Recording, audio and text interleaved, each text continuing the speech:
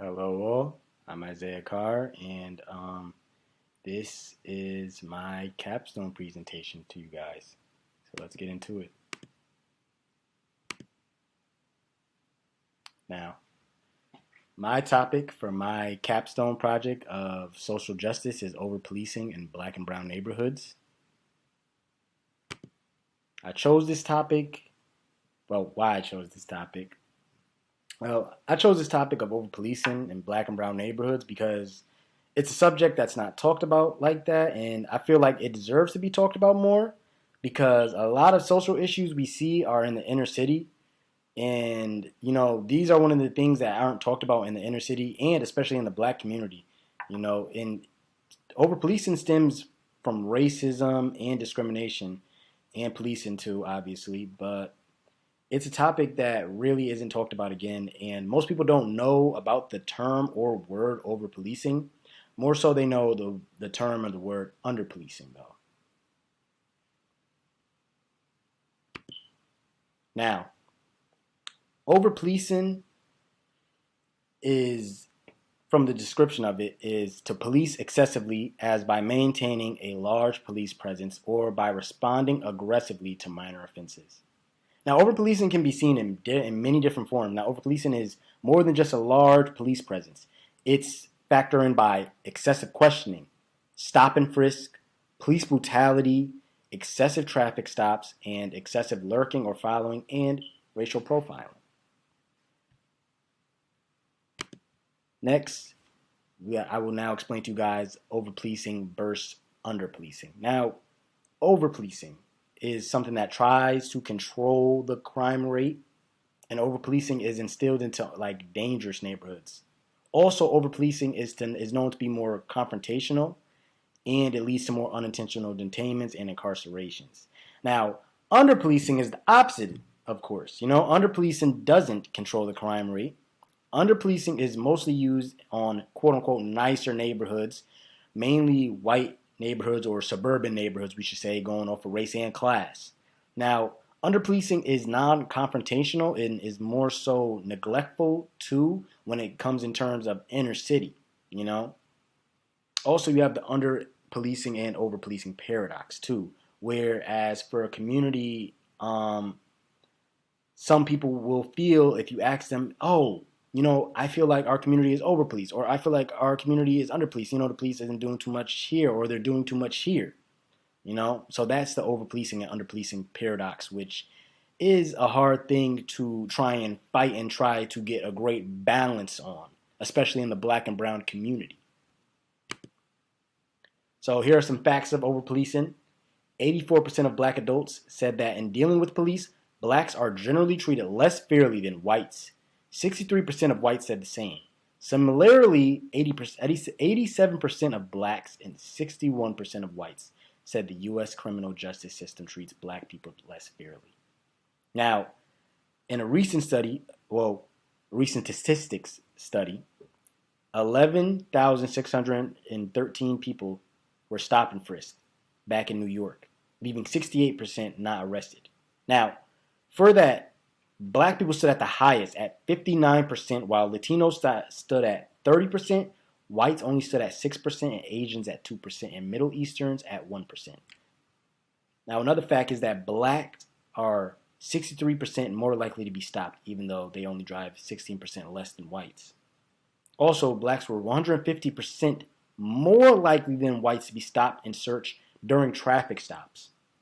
And black people are 12 times more likely to experience police misconduct than the rate of white people, that's sitting at 5 times, and Latinos sitting at twice. Now here are some more facts and statistics of over policing. These are mostly the statistics of threats or excessive force against communities of colors, as you can see. Now, black people sits the highest at 4,275 per 100,000. Now, Hispanic sits at 2,374 and whites at 1,527. Asians is the least and others is the second. Now, blacks are the highest when it comes to that. And this is a form of over policing, threat or using force. Now, also in a study, 8% of black people have said that they had a quote unquote good relationship with police. And 26% said they had a fair relationship with police. So that shows you that a lot of the relationship between police is really on the meh side when it really should be on the great side. Now, here are some positive and negatives of over policing. Now, some of the positives of over policing is that it is enforced to lower the crime rate. You know, it's something that's done unintentionally, but well, when I mean unintentionally, it's how do I say this? It's really done basically to lower the crime rate. I'll just keep it like that. Because over policing can also make people feel more safe if used right. And over policing can crack down on potential crime faster. Now, over policing can be good for areas that are known for violence, and as police are already in their vicinity, again, it can crack down on potential crime even faster. So that's one of the reasons why it is instilled, and that is why that you see in certain communities, especially communities of color, that there are police departments like right in the dead center of certain towns or certain communities and such. They're very close to the more dangerous, streets and such like that. Stop selective violence that happens and the rates of violence that happens on those streets. Now, the negatives of over-policing causes distrust within the community due to the tactics, again, of stop and frisk, excessive force, questioning, and such. It really causes a distrust and a hatred between community and law enforcement. Now, over-policing may limit the crime rate, but it also raises police brutality rates a bunch. And we have been seeing that in these past years of over-policing, especially in black and brown communities. This has led to a lot of deaths as well as incarcerations. Now, just like I said, over-policing raises detainments and causes racial profiling and more incarceration rates in the black and brown community. Now, these are the interviews that I got and was able to interview Police Captain Stacy Spell, retired Police Captain Stacy Spell, who was also my cousin too. It's kind of cool. I never knew that he was a police officer before. So shout out to my mom for helping me with that. And he served in the force from 1978, I believe, to about the early 2000s. I want to say around 04, maybe 02, maybe he stopped. He retired. So he's seen a lot. And one of the key takeaways that he told me about policing in black and brown neighborhoods, that they use sectors and zones ranging and rating the most dangerous places and where to put the most officers at. Basically, the quantity of officers. Also, he stated the trust within the New Haven law enforcement has vanished since his time. He says during his time that a lot of police officers were, walking the streets. They were saying, hey, hello, this and that, using very proper terms on calling, community members by Miss and Mr. and Mr. And they don't see that no more. So respect has been lost, he said, on both sides as well as the community, as they don't really try to really greet officers the same way, And he also says that law enforcement doesn't do enough to build a relationship with the community, but believes it has to be both ways too.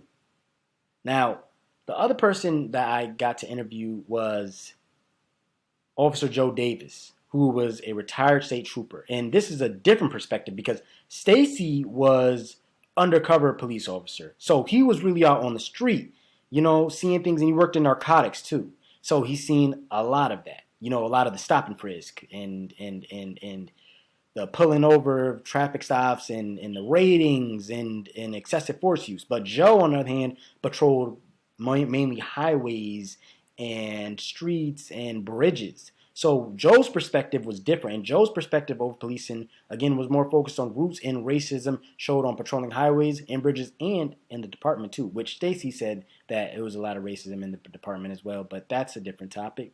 So, Joe also said certain areas leading to more nicer places were patrolled less, while certain areas that aren't known to be nice areas were patrolled more. I made a typo right there. But a lot of troopers tried to make an effort in building relationships within the community, which is he said. He said that, they did giveaways and fish fries and such like that to try and make an effort, within the communities that they were in, and that they've done many different things on even trying to recruit, going to select colleges and middle schools and such to do certain things to try and recruit, select officers. So those are the key takeaways from those interviews that I've seen. But you can see these interviews on my YouTube. I have posted in. Stacy's interview will be on midnight today. Joe's interview I've done already, and it's up there, and you can view it. I will also put the link on social media again, as it's already up on my Instagram. I'll put it on my Facebook again, just in case, and I will send it out, and I will send it out also to you, Professor Rogers, so you can see. Now, I feel like there needs to be ways to order to change over policing and make policing healthy between law enforcement and community. Now, these are 3 suggestions that I came up with myself. One is community policing reforms. Implementing community policing strategies to try and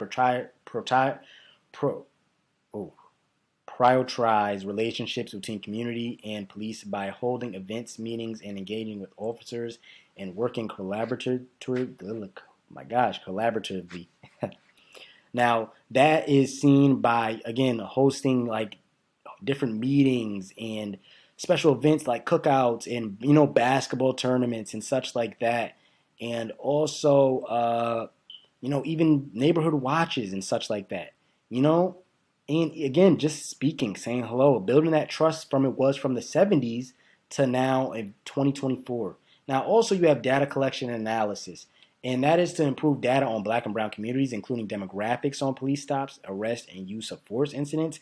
And also, my thing is this: I feel like those should be spread out to the community as well to see, and it should be posted on, their NYPD or New Haven PD, their social media, whatever, so people can see these analysis, and so we can see the actual change that is happening, whether it's good or bad, Now, next is implicit bias training, and I think this is something that everybody thinks.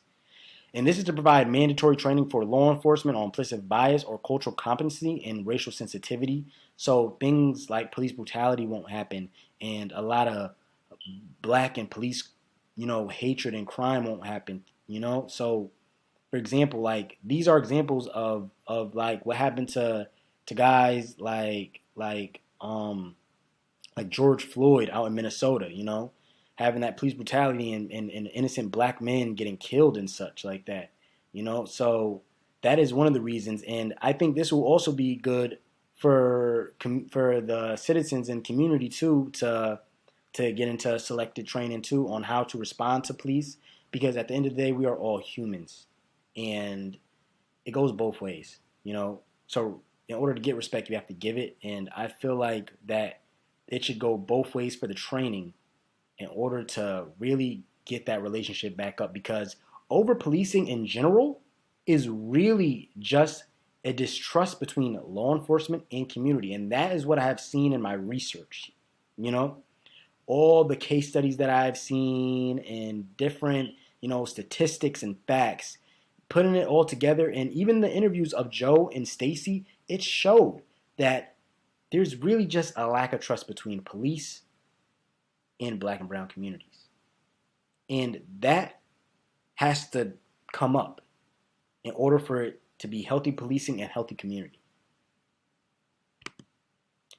Thank you for watching my quick little informational video. I am glad that you have took the time to watch this, and here's my resource list, and thank you again, and hope you guys have a blessed day.